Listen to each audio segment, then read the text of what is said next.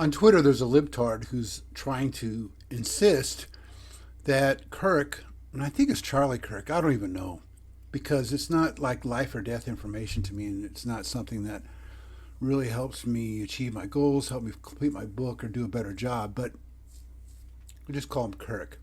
He insists that Kirk is saying in this quote here that taking birth control pills turns people into, or women, into Democrats.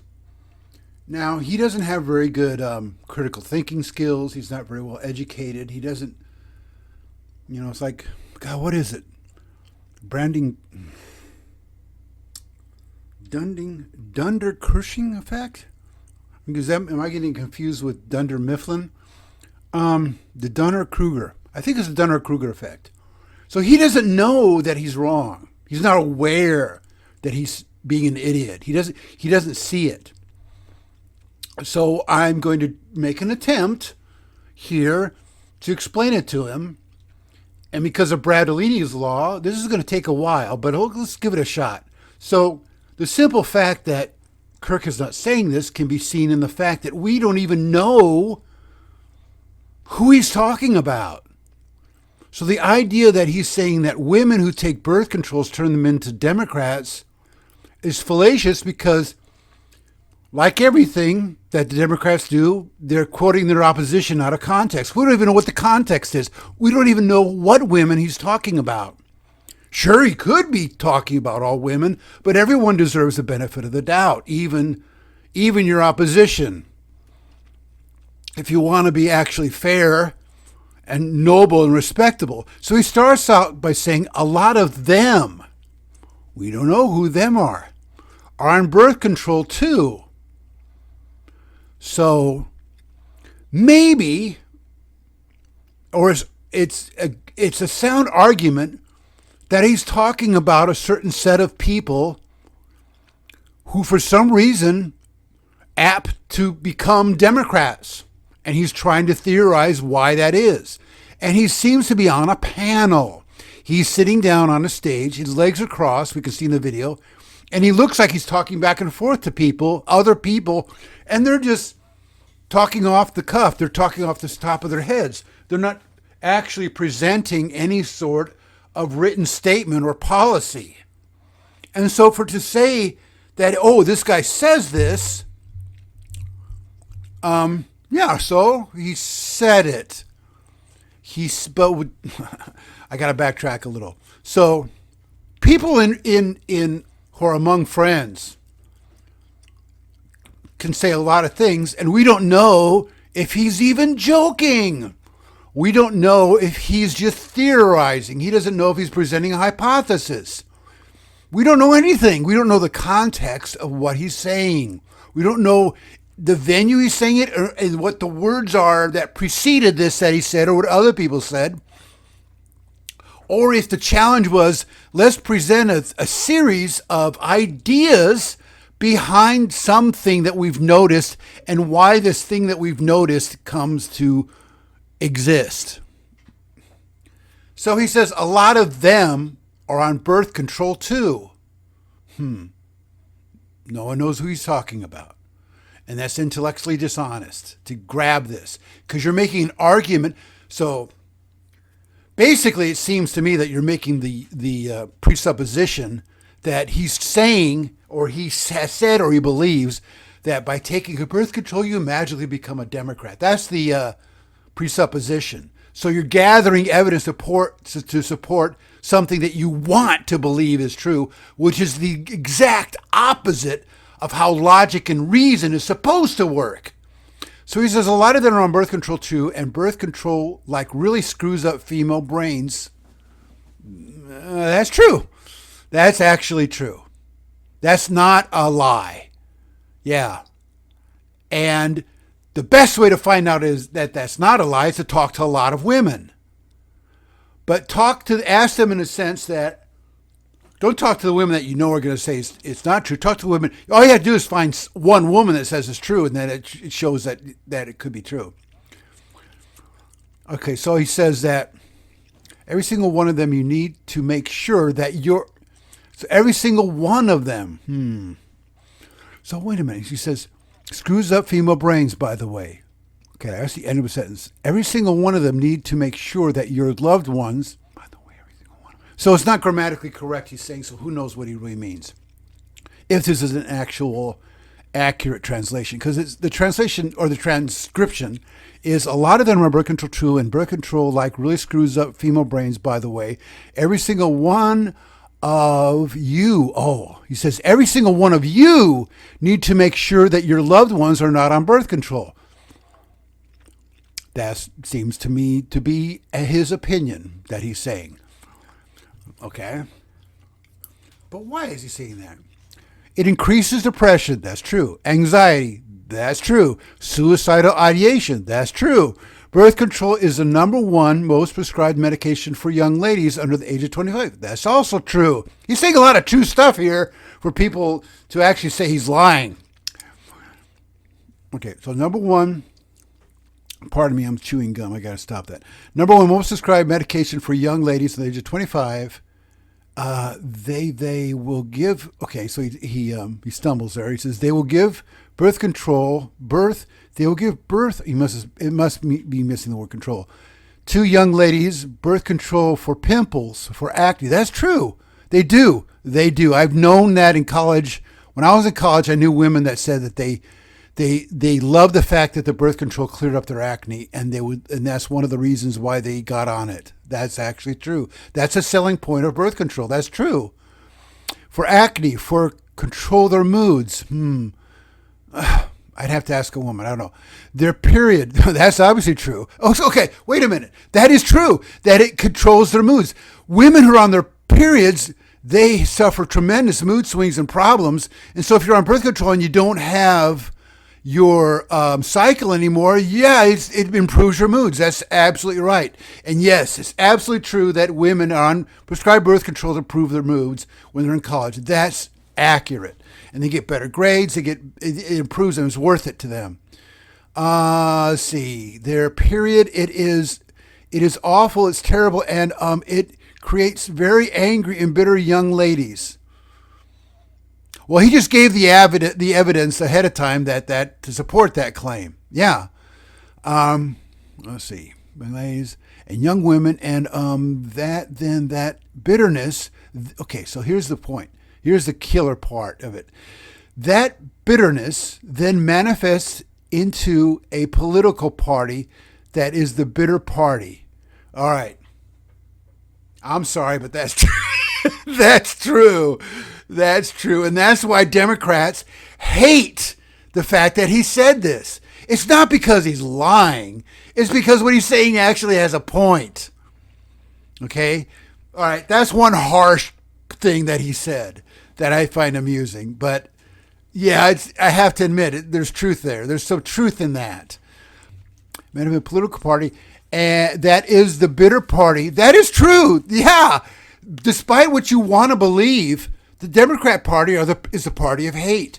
They're the ones that are responsible for the hundreds of riots in 2020. They're the ones that are now looking for another George Floyd event to start a whole nother series of riots.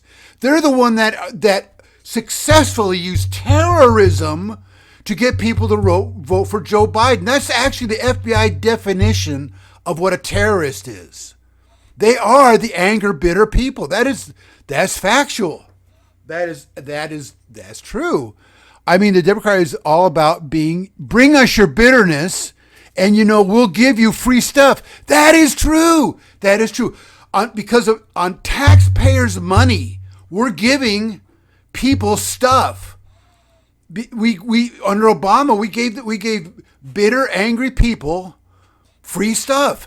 And that's not a good thing. If you get something free, you're not going to appreciate its value. If you work for something and get something, you appreciate it. But getting anything free, you're not going to appreciate it. Whether it's a car, a cell phone, a house, housing, anything. Quickly, those things turn to crap and most people do not take care of those free things because they're free, and to them, on some level, they feel that it's not of value because they got it for free. but it's not really free. It's free to them, but it's paid for by other people who have earned money. I mean, the vast majority of people who pay taxes are the rich people that have had to work for their living, and the government takes their money and they give poorer people, maybe even people without motivation, free stuff because it improves their bitterness. He has a point. I mean, it's not true across the board, but his perspective and opinion has merit. And if you disagree with it, you disagree with it either on ideological reasons, maybe logical reasons, but you can't disagree with it because it's objectively wrong, because he has a point and there's some element of truth to it. So that is why we hate it. That is why we attack it, because we don't want it to be true. So we have to take it. It's clearly taken out of context. We don't know what people or what women he's talking about. So that's already intellectually dishonest. And then we say he's saying taking birth control pills turns people into Democrats. Well, you're leaving a lot of steps out there. And those steps actually thin the herd. He's not saying that every single one of them do this and this and this and this, because that's crazy. And by the way, this is another example of how intellectually dishonest Democrats are. Another example is they don't outright say anything. I'll give you an example. They imply something, because the things they're implying is freaking crazy. Like when I lived in this blue state of Washington State, one thing I heard was from a liberal or Democrat was, 9/11 happened on George W. Bush's watch. So what he's implying there is that's true, but the implication or what he's trying to suggest is what's important. And that what he's trying to suggest is bullshit. And he knows it, but he wants that to be conveyed somehow subtly. He can't outright say George W. Bush was responsible for 9/11, because it's not true. The weird thing is that if you read the 9/11 Commission report, it's Bill Clinton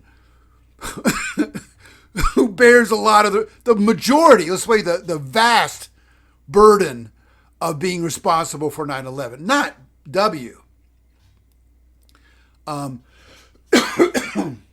It was Clinton's policies, international policies, that made 9/11 actually happen, not Bush's. Read the 9/11 Commission report, but I'll summarize some of the valuable points. Number one, because of Bill Clinton's cokehead brother getting into trouble or being arrested, Bill Clinton signed a executive order that people basically go, what? That didn't make any sense.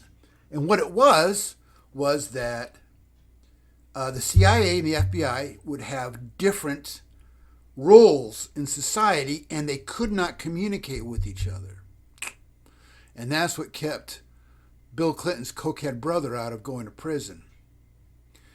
Because one group, one intelligence community gathers information, and the other intelligence community takes action. See? So I think the FBI's intention would be, especially on this soil, I think the point was it's applied to the United States.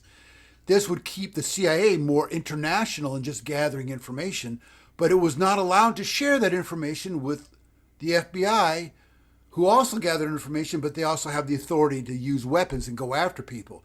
So that prevented the CIA from using weapons and going after people, but it also prevented the CIA when there's an international crisis, like a bunch of international terrorists coming to the country to do us harm.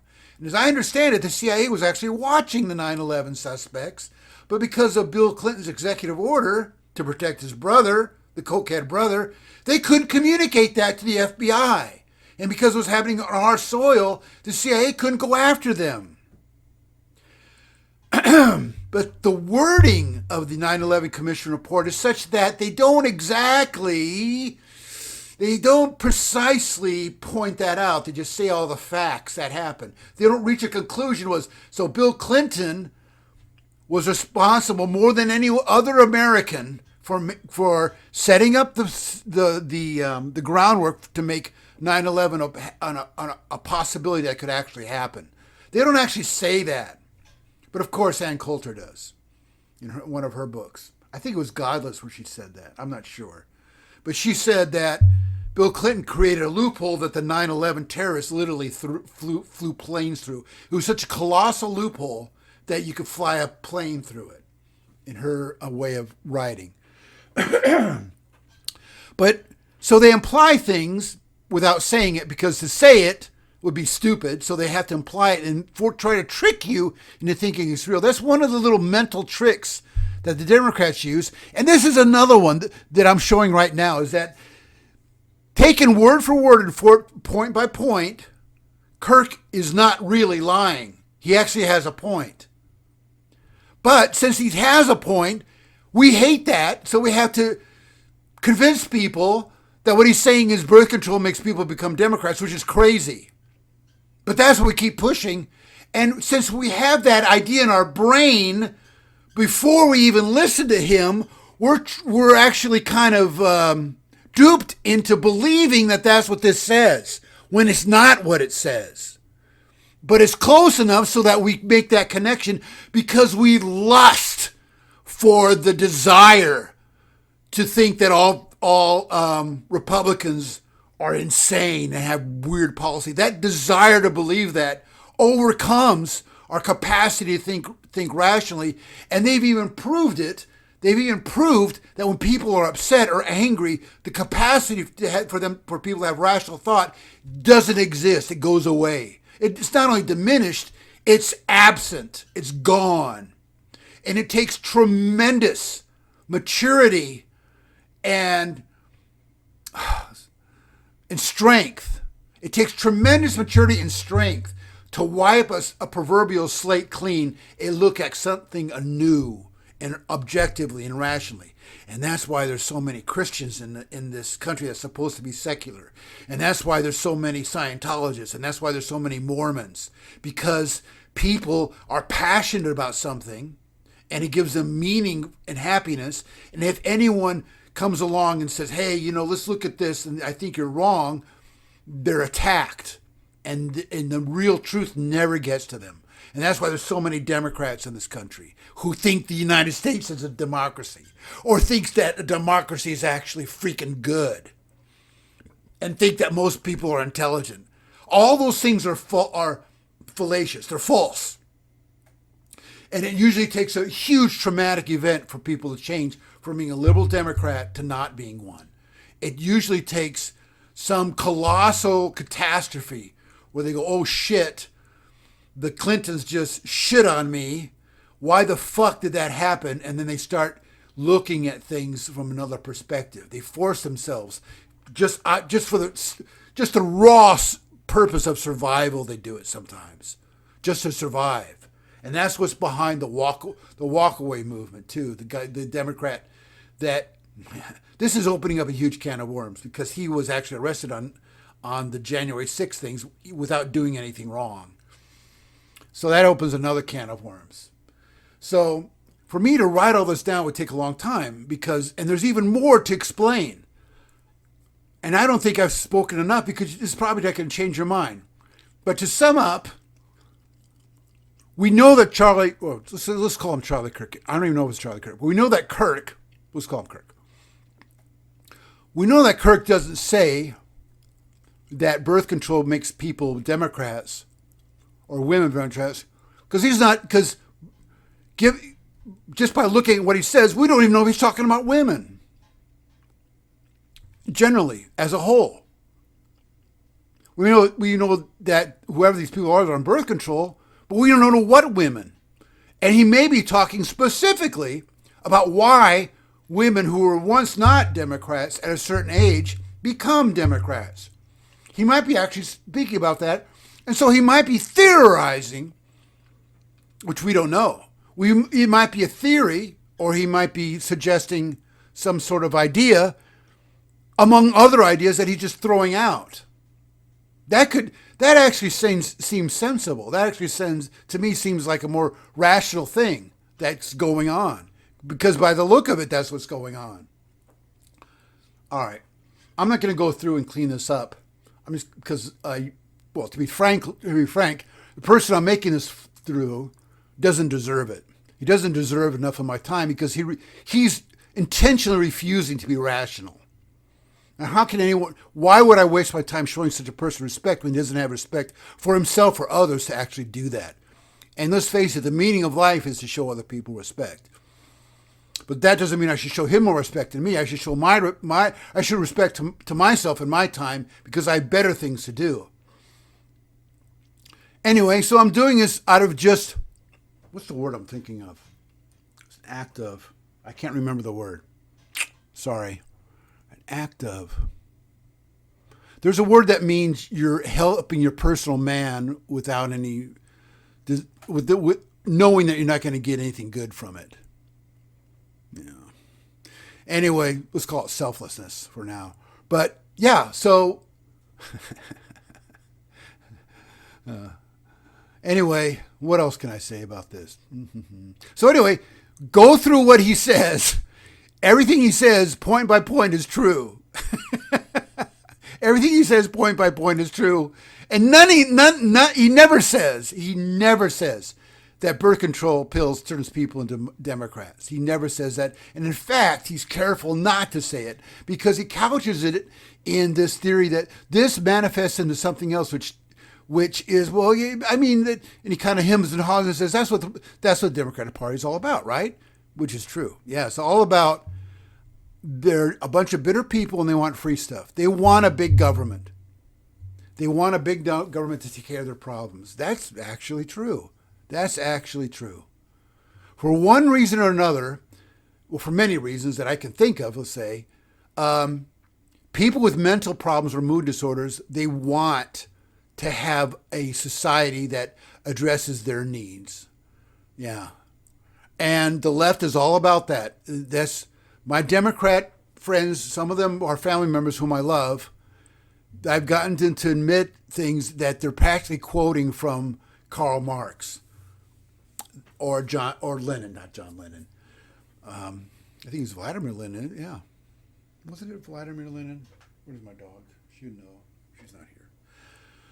So, yeah, the idea that society is best where we give to the people who need at the expense of those who can provide. Something like that. I'm paraphrasing it. So that's the leftist ideology. So the people in need are the people who have mental illnesses or mood disorders. They're in need. And it's just it's the Marxist way of thinking to provide to their need. And by the way, I've read a few things on heritage. It's weird that I have all these guys who are Republicans on LinkedIn, and I have all these guys who are Democrats on Twitter.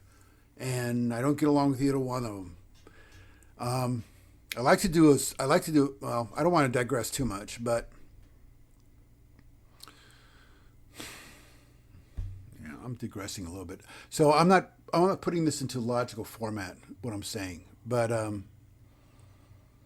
someone at Heritage who's on LinkedIn, they wrote, and by the way, they've written a book too, that they're presenting the idea that the true motivations of the Democratic Party is to be a Marxist.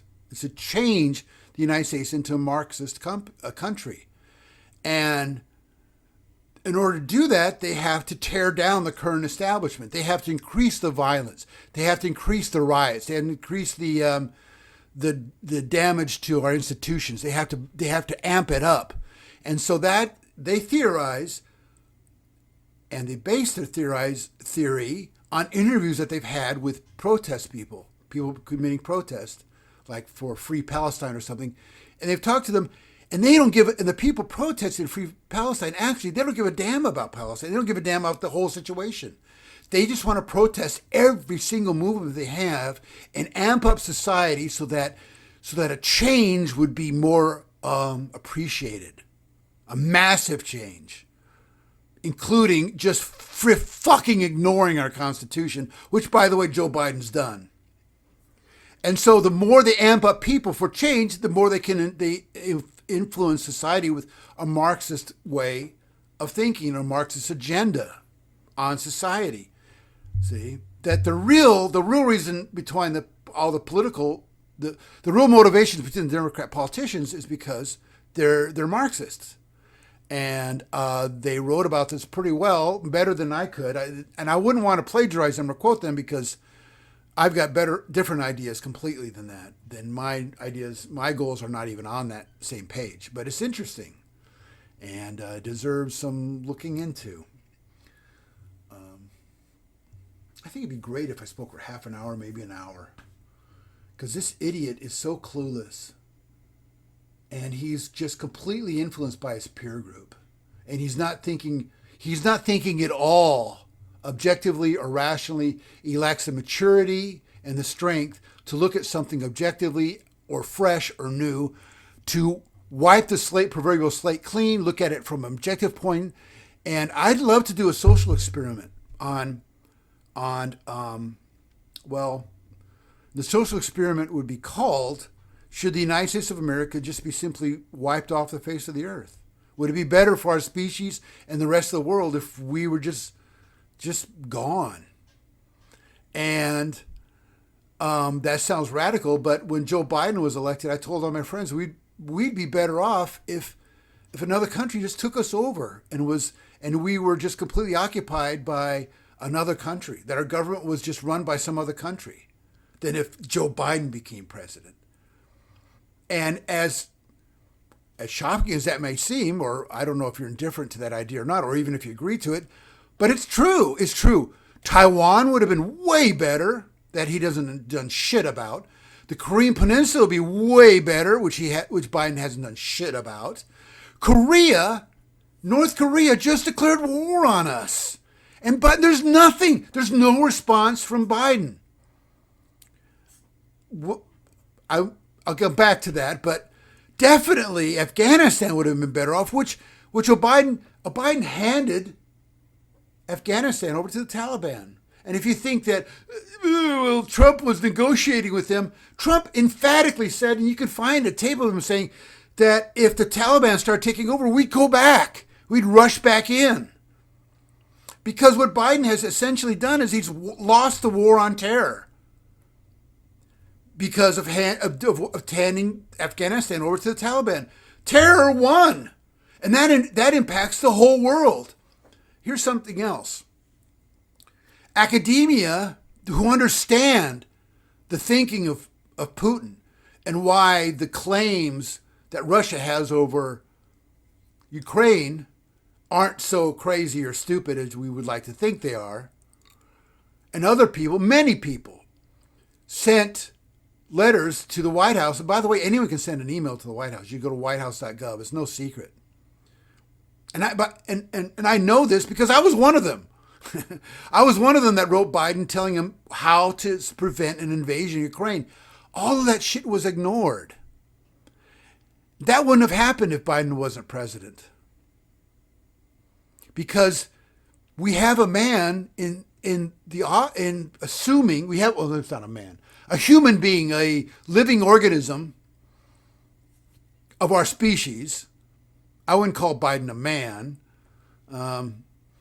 or a woman. I wouldn't give him that much recognition or credit. But we have a living thing that was once a thinking person, assuming the role of presidency, who won't listen to reason. He just won't listen. And the people that are giving him advice, they don't give a fuck. They don't give a fuck about the country.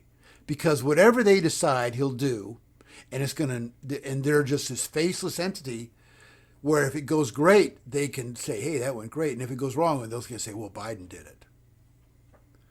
They don't give a fuck.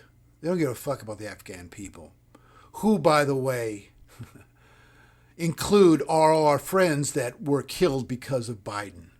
We have countless friends in Afghanistan who are very much wanted good things for Afghanistan. They didn't want it to be a theocracy. They wanted something good like a secular state like the United States is for Afghanistan.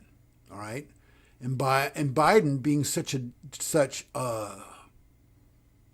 non-thinking or functioning person, when the instead of turning around and fighting the Taliban, what Biden really did was he gave the Taliban a list of our allies in Kabul and in other parts of Afghanistan, assuming that this list would be used to spirit those people out to safety. No, of course it wasn't. They went after those people, murdered them, and took their underage daughters as war booty and turned them into sex slaves, essentially. And Joe Biden allowed that to happen. But he's not to blame. It's the people who voted for him who are to blame, that were gullible enough not to think for themselves. They didn't take their roles as members of the electorate seriously. And yeah, so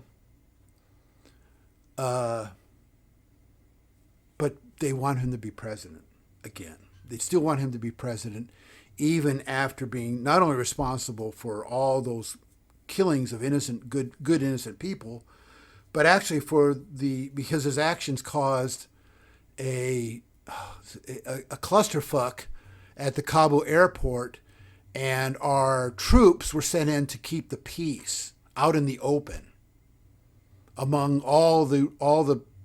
exposed to everything. And I think it was either ISIS, I think it was Al Qaeda.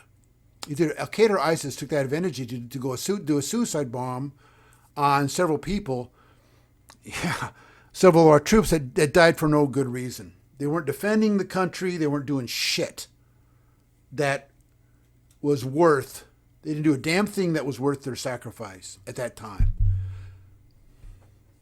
I'm wording it incorrectly. I'm just talking off the top of my head. That's not a good way of phrasing it, but they simply died because they were put in harm's way by our president.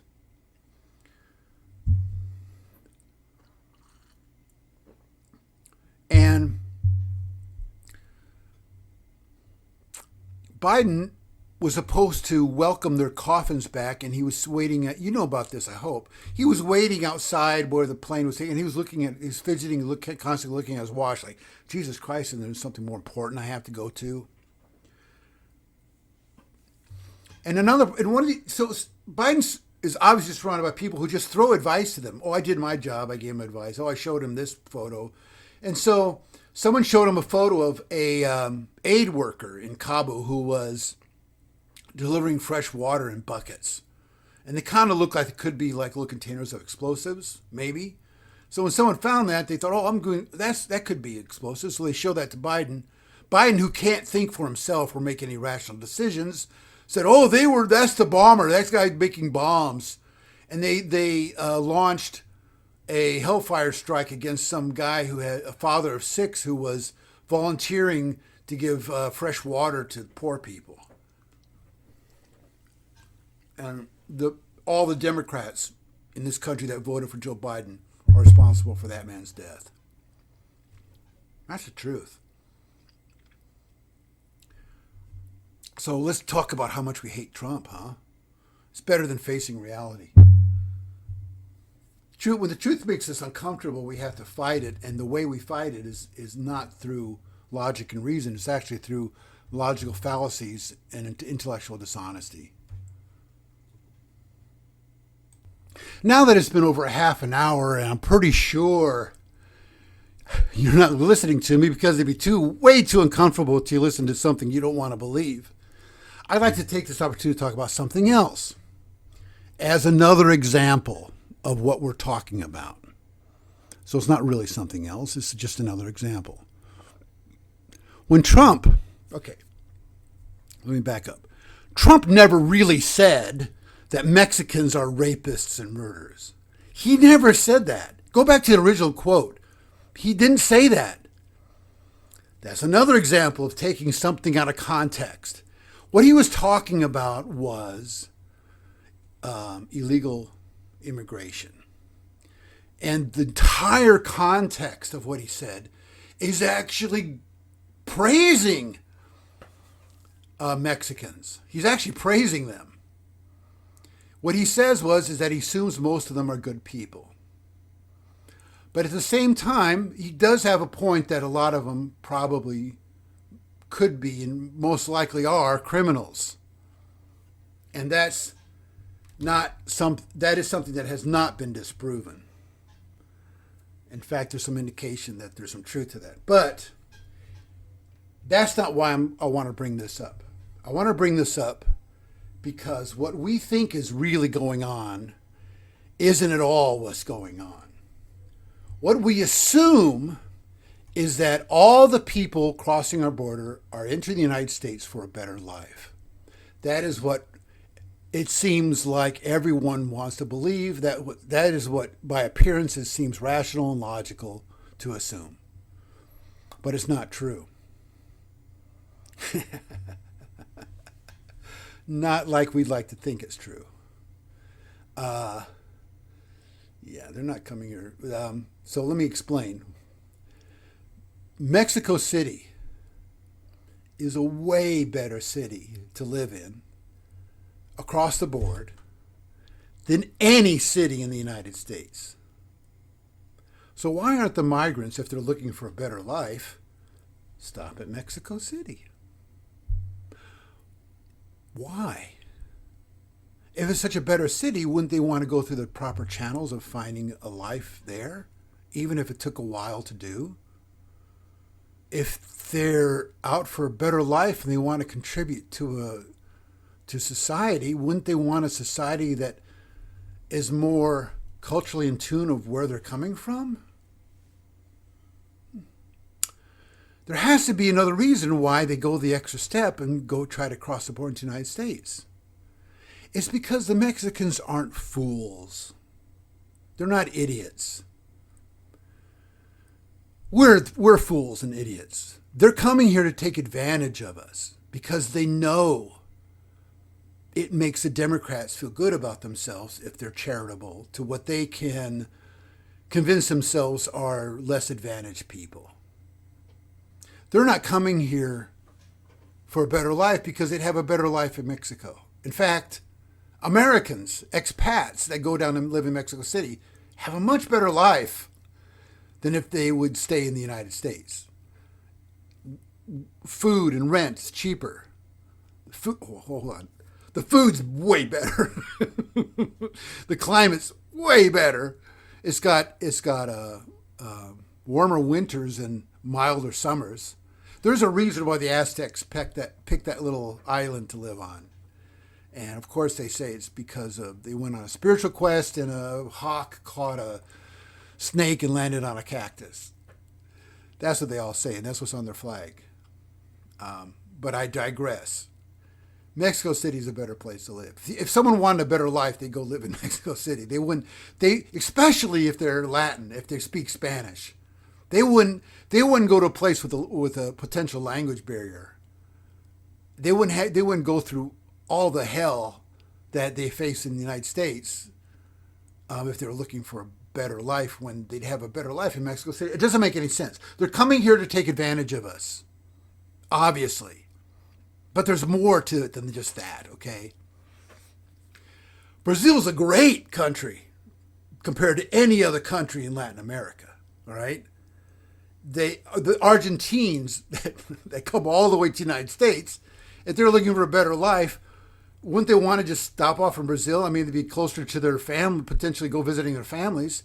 But they don't stop in Brazil because, unlike the United States, the border guards of Brazil and the police as well, they don't fuck around. They don't put up with bullshit like we do. We put up with a lot of bullshit because we're delusional as to think that other people have good intentions. I think, I can't say for sure, but I assume that the border guards of Brazil would just fucking shoot you if you try to invade their country. I can't imagine them having a nice, peaceful immigration policy where they just welcome people in. That's not how cops in Brazil roll that I've seen. They don't mess around. They if you're committing a crime and they see you committing it, they'll just fucking kill you. They'll murder you. If you're trying to rob a store, if they're driving by and they see a store being held up, they'll just get out of the car and just murder you. They'll just kill you. They don't screw around. If you, there's videos on YouTube of people stealing motorcycles in broad daylight, like the bandits will come up to another motorcycle, they'll hold up another motorcycle. There'll be two on the thieves' motorcycle, so one of them will drop off, hold the guy at gun. They'll stop another motorcycle, they'll hold the rider at gunpoint and get him off. And some off-duty police have some see it, and they come over. They just shoot the bandits. They just kill it. They shoot him in the head or the leg. Oh, and he died en route to hospital. They don't say halt. They say halt after they fire the weapons. There's many accounts of that, but I digress. So I just wanted to add that little bit on the end of this recording, that this whole policy of Biden's is not helping. It's not making us a better country. And the real final reason why I want to stress is about what makes a good economy. There's no such thing as I don't think there's such a thing as a democratic economist. They don't know what the hell they're talking about. So, and there's a reason why the majority of people that win the Nobel Prize for economics, the vast majority of them are Republicans, not Democrats. So what makes a good economy is not necessarily how wealthy a country is or how much capital or wealth is in the country. What makes a healthy economy is circulation. If the money's being moved around and being made use of, see, is circulation. If people hoard their money under their mattress instead of putting it in banks, that's taking it out of circulation. If money is held in banks, and the banks have the power to loan the money to people doing startup businesses, and that makes for even better economy. But if someone buys something and that person buys something else and someone else buys something else, and if it just circulates, that makes for a healthy economy, which is also why FDR decided he decided that Thanksgiving would be in November and on a Thursday, because family would all get together, and it was intentionally made this way to help circulation. Families get together and they go out shopping and in anticipation for Christmas, and that created a healthy economy because the money was being circulated in the public. So these, let's call them migrants, which is giving them more credit than when people call them illegals, but people coming into this country aren't automatically good for the economy if they're coming into this country to take advantage of us. And I just expressed evidence of why they're coming in here to take advantage of us, and they're not coming in for a better life. It's because they will earn the money they earn, they take it out of circulation and they'll send it back to their country. And that hurts our economy. So Biden is actually hurting this country greatly. And when he's reelected, he's still going to hurt the country and further bring it down. Because they're Marxists, assumedly. And the people that vote for them are just gullible idiots. That they never learned any critical thinking skills. They've never learned how to think objectively. They've never once attempted to question their own convictions. And I seriously would like to do some social experiments and see if the rest of the world will be better off if we're just wiped off the face of the earth, especially after Biden gets reelected. But I would like to do some studies before that happens. I'd like to find out which members of which political party are more likely to change their mind when they've been proven wrong. And I don't know yet because I haven't done the study, but from what I've seen, my limited exposure to people, and my assumptions are that I believe that Republicans are more likely to change their mind when they're wrong than Democrats. I've never known a Democrat who wasn't a bigot, who adhered to his convictions, and when he was proven wrong, his bigotry was exposed because he hates people for their ideas, not because they're right or wrong. If someone has a different idea than they hate them, and that's one definition of a bigot. I think there are lots of stupid Republicans, but there's no smart Democrats, and I think they're all bigots. All the ones I've met have exposed themselves as being just fucking bigots. And the reason why I think Republicans are more apt to change their mind, because the ones, especially in a red state in the South, they'll admit that they're just rednecks. I've known rednecks who will say, "Oh, I'm just a redneck." They'll admit it. They'll admit it they'll admit they could be wrong. So I assume if I show them that they're wrong, they'll oh yeah, I didn't think about that. More likely than Democrats. And the irony is that Democrats pride themselves on being educated. But in reality, they hold up the old notion that saying that educated people are in college is like saying well people are in hospitals.